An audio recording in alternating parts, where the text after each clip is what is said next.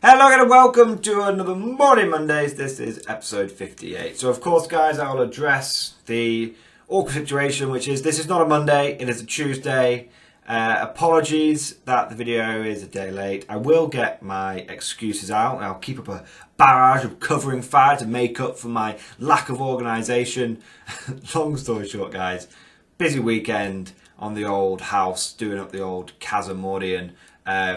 Didn't unfortunately get time to do the recording this weekend, but I'm doing it I'm doing it today, so there you go. There should still be 3 or 4 videos up this week guys, so you shouldn't miss out on anything. It's just going to be a little bit delayed, so sorry about that.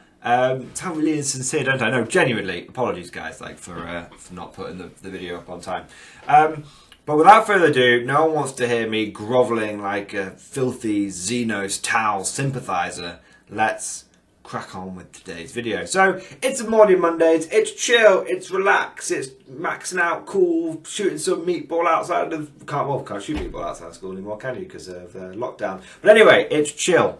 So, what have I been working on this week? Well, I have actually made great progress, and I have completed another squad for the Mordian 50th Rifles. With the completion of this squad, if you add up all the models which I have successfully completed for this project, we are on exactly, assuming my calculations are correct, assuming my math is on, we are on 260 models. That's pretty good. By the end of the year, my plan by the end of the year is to be on a cool 300 infantry painted, which would mean in about 18 months I will have painted 300 guys, because the technical start date of the official, the official start date of the Great Mordian Restoration project, when I did my first few models on the bolter and chainsword and I opened up the painting thread, was April. But the reality is the project didn't really start, if I remember correctly, I could be totally wrong, but if I remember correctly, it didn't really start on YouTube until about June, July time. So by the end of this year, it will have been about 18 months, so 300 models in 18 months, it's not bad. And the aim is to get 3rd Platoon done by the end of the year. And with this squad completed, we are well on track for that. So that's really cool. I actually had a great week of painting last week. So I had lots of meetings because I work at home. Lots of Teams meeting, guys. And let me tell you, if you don't need to have your webcam on during those meetings, it's a great opportunity to get some painting done. Oh God! Of course I'm kidding. Of course I'm kidding. In case my employer watches this video, I would never do anything so unprofessional. Anyway, guys. Anyway, I'm in a really giddy mood today. I don't know why. I have had a super productive week last week, both on the work and on the home and on the painting front. And it's continuing this week. I'm on a roll, guys. I'm in the zone. I'm just in the zone. I'm having a super productive couple of weeks, which is great. When you just get that feeling. I know we're totally off topic. This is Mordian Monday. Just talk about shit. It doesn't really matter. I just feel like I'm in the zone at the moment. I just feel like I'm not smashing things and overly working myself and killing myself, but I'm just consistently, just every hour, getting plenty of work done. Then work stops, and I get plenty of painting done, and then the missus comes home, and then I get dinner done, and then after dinner I get some house stuff done, and then I get home, and just every hour is just spent in this, not like overly hard, like smash, burning myself out kind of energy. It's just spent in this like consistent, methodical productivity, very guard-like. Let's just grind them down through attrition. Let's take our time. Let's do this. And it's like I've become a guardsman in my life. My guard play style has leaked into all facets of my life, and I just slowly just grinding on, just getting them. But it's chill, man. It's chill. It's relaxing. Like I'm getting loads of done, and I feel every day I can look at my productivity and be like, this is good. Total tangent. 5 minutes. Not even talked about any Warhammer. Jesus, what's happening with this Mordian Mondays? I don't know. I'm just in a good mood. So, got the squad done. This actually is a bit of a landmark squad in a funny sort of way, because it is the first autocannon I have completed as part of the Great Mordian Restoration Project. 16 infantry squads completed, and this is the first autocannon that I've done. Crazy. But considering I used to love autocannons. I used to run 3 back in 7th edition when you could take more than the rule of 3. I used to take 4 heavy weapon squads, all with autocannons. I loved autocannons. And I don't know why, this is the first one that I've done.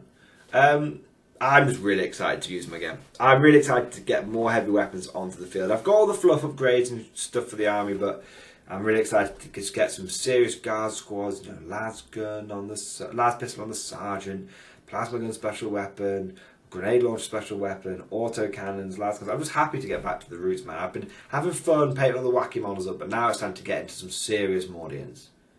I want to burst out of lockdown with a proper competitive pure infantry guard army. That's what I want to break out of lockdown with. When everything starts getting back to normal, whether that's in 6 months, a year's time, doesn't really matter. Whether it's in a month's time, I want to hit the tournament scene hard, pure infantry guard, efficient weapon models, everything.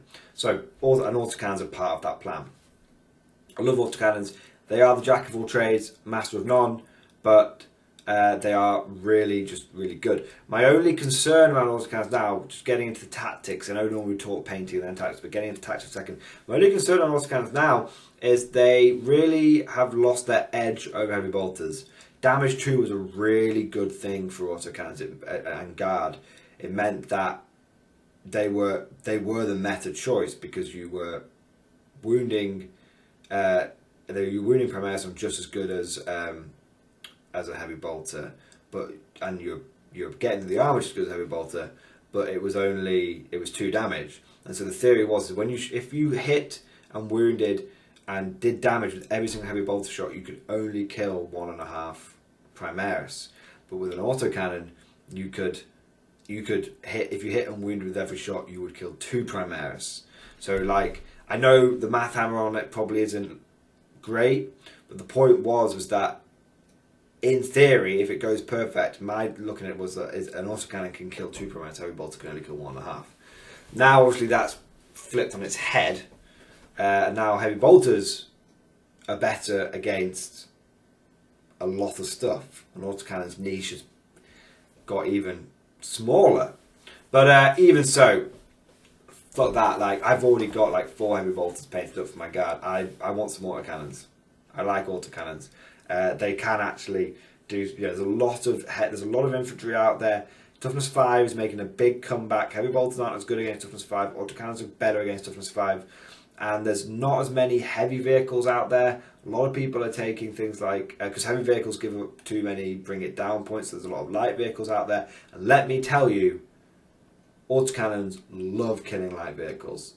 If someone turns up and they've got loads of Star Weavers, because Harlequins are doing great at the moment, I'm like, I'm in heaven. Let me pound my autocannon. Just so yeah, autocannons I think are going to be pretty good. So anyway, on to the actual point of this video, which is to document what the hell I have been painting, which is I've got another infantry squad completed. This is the 4th infantry squad of 3rd Platoon, the Recon Platoon, and they have got a autocannon and a melter gun and a las pistol and chainsword sergeant. Now the original plan with these guys was to have a bolter sergeant here, and in fact the first 3 squads of the platoon do have bolter sergeants, but then 9th edition came along and made bolter sergeants kind of are they worth the extra 2 points? Difficult to say with all the other points increases. So now I'm and I did this video on what's the best sergeant loadout. Realistically, the best, most efficient sergeant loadout you can do now is just las pistol chainsword, because you're going to be up close and personal fighting over objectives, and when you're not, when you do get there, you're going to throw grenades with your sergeant anyway. So yeah, so I'm well, if we're on the efficiency, do this properly train, let's get some las pistol chainsword sergeants painted up. So the next 3 squads are going to have las pistol chainswords. I still have the bolt sergeants, I'll still paint them, but they will probably they'll sub in for when bolters come back round again, So that's pretty cool. So las pistol chainsword, yes, I've got the Vox caster in the squads. I am putting Voxcasters in every squad now going forward. When I have enough of them for every single, when I've got one in every single squad, I'm going to start running Voxcasters in every squad. In a pure infantry army, I do not want my characters close to the front lines. Number of times I've had to be kind of gamey. Number of times I've had to be kind of, it's been too close for comfort, where the enemy's broken through the couple of ranks of guardsmen and they've started threatening my characters. I just don't, why take the risk? Why put the men in, why put the points, the enemy victory points, assassinate, why put them at risk? Why put your, give the enemy a chance to score points? Have them sat back, having a great time, surrounded by plenty of infantry, issuing orders from 18 inches away. You can issue, considering you never have to get past the middle part of the board in 9th edition, because that's where all the objectives are, really, to win, you're always going to be in range. You're always going to be in range. Voxcasters are going to be great. So I'm getting them in every squad. The melter gun, yeah, a bit of a weird one. I know melter guns and autocannons don't really go well together.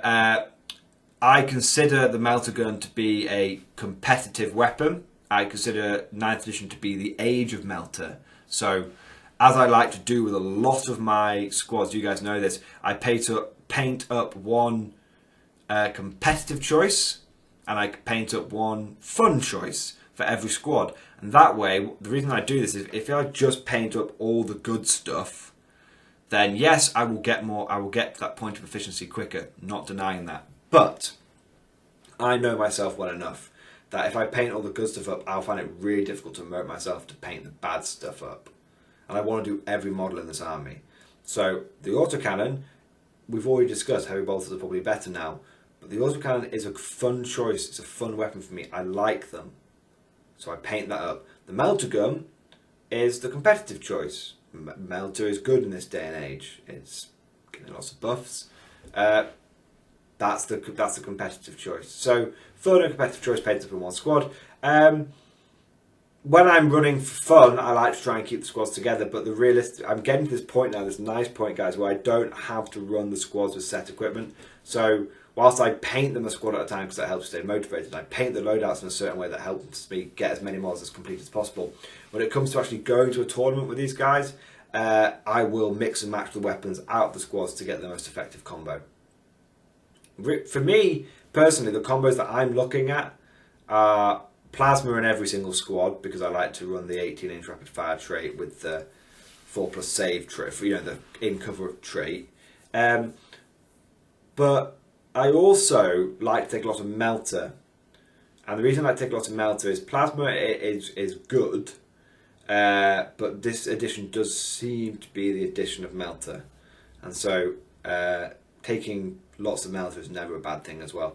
And I have found recently, whilst I like plasma, there's been a number of battles I've played, obviously before the second lockdown, a number of battles I was playing where having a melter gun and instead of a plasma gun really paid off. Like, I was facing an enemy vehicle, and it was Tower Hammerhead actually, and the melter gun got 6 wounds off, which I couldn't have done with the plasma gun, and that helped me, bring the game to a draw. So that's really, really good. So yeah, I'm a big fan of melter, not gonna lie. And I think, like I said, it's the addition of melter. So, but what I also like to do is take advantage of 9th edition with the whole, you can only be at -1 to hit. So what melter guns are part of they're part of the good old strategy that Mordian Glory has of go big or go home. So I'm thinking, when I'm playing my competitive guard army, I'm thinking melter guns and las cannons are going to be good. I think that's where, when I turn up to the field with my competitive guard army, we're looking at melter guns and las cannons, because that way, if I'm running at least 12 infantry squads with that, realistically, I'm probably going to turn up with 3 battalions, and I'm probably just going to have 6 starting CP, but I'm guard. I'm not overly CP intensive. I'll spend 1 a turn for an extra order, maybe 1 a turn on concentrated barrage from taking 3 squads of mortars, and that's it. So by the end of the game, I will should still have like a CP left over for like a reroll, because I'll have 11 CP to play with through the game. Oh no, that's not true. I'll have 11 CP to play through the game, so there'll be one turn where I don't get the extra order, or one turn where I don't get the concentrated barrage. But that's it. My CP are all mapped out. So yeah. So the point is that I'm going to be turning up to the field of battle with like 18 squads with melter guns and plasma guns and las cannons in every single squad. More than likely. I still think the best way of doing it is actually 16 infantry squads with that loadout, and then 60 conscripts. I think that's a solid list. Back that up with three mortar teams, officers, all the officers you can get, all the commissars, all the Lord Commissars and astropaths. That is about, you don't take any fluff or any other stuff. You might not even be taking veterans at that point. And the point is that that should be a solid army. That I think you're over 200 men at that point, easily. You're 250 men at that point, and that's the sweet spot for a pure infantry competitive guard army. To have 200 and 250 men, that's the minimum that you want to be able to field a competitive guard infantry army. That's what you need with the lethality of the game at the moment. So yeah, there we go. So well on the way. My next infantry squad, actually, as of time of recording this video, is pretty close to being done as well. I've got half of the flesh to do on the squad, and then things like the red on the rifles, the yellow on the rifles, and the bionic eyes and stuff. And that's what the primary colour's done. So that's the halfway point of the squad. So I'm on a bit of a, like I said, I'm on a bit of a roll at the moment. Into the productivity, not including doing YouTube recordings, of course. But yeah, doing pretty well. So next week should have another squad pumped out, and then that means by next Monday, which is going to be the 23rd, I should have completed. That'll be 50 infantry for 3rd platoon, which means by the 1st of December, I should have completed the 6th squad, I should say, which means that will be 6th squad for 3rd platoon, 3rd squad in this batch of squads that I'm doing, which should mean I have all of December, and considering I'm off for 2 weeks in December, all of December to get the last couple of characters done, Commissar and Senior Officer, and I'll need to get the veterans done as well, and the heavy weapon team, and the auxilia. But the auxilia this time, last time it took me like 5-6 weeks to paint up all those bullgrids. The auxilia this time is probably just going to be a little squad of 5 rattlings. I'm not going to overdo it. Little 5 rattlings, maybe 10, probably 5 rattlings. I'm tempted to get the old if I'm going to get 10 rattlings, I'm tempted to get the old style rattlings, and the reason for that is they're much easier to paint up, much easier to paint up. But there we go, guys. So pretty cool. So well on the way. So when 3rd platoon's finished, it'll be another 2 infantry squads, that'll be 280, and then it will be the veteran squad, so that's 290, and then it will be the heavy weapon team. So that's 296, and then at least five rattlings. So that'll be 301, and then 2 more characters, 303. So by the end of the year, I should have painted 303 models. At least, probably 308. That's pretty cool, and that'll be 3rd platoon done. And then you know what comes after 3rd platoon, guys? You guessed it. 4th platoon. It never ends. I've not even got all the infantry done, and I've still got to do. All the vehicles for this army. Like what I forget is I've got like 50 Leman Russes for my Mordians. Maybe a lot of them did get transferred into the Steel Legion, to be fair. How many have I got? I've got 3 original Leman Russes, an original Leman de Marche, that's 4, and then I've got, I think, another 4. Got an Eradicator, meme tank. And then, yeah, I've got an Eradicator, so that's 5. And then I've got 2 of the plasma turret ones, which is 7, and then 2 of the exterminator ones, which is 9. So I've got 8 or 9 Lima Russes for the Mordians, which I've not even touched. 6 Chimeras, which I've not even touched. 3 Baneblades. 2 Valkyries, 3 Sentinels. Woo! But vehicles are really quick to paint. You can get a vehicle done in a day. You can't get a squad of infantry done in a day. Well, I can't. I'm very slow. I watch too much Star Trek. Anyway, there we go, guys. Let's leave it at that. I hope you guys have enjoyed this video. Please leave lots and lots of comments down below. Of course, should have said this at the beginning of the video. Of course, I am really excited to hear about your guys' projects.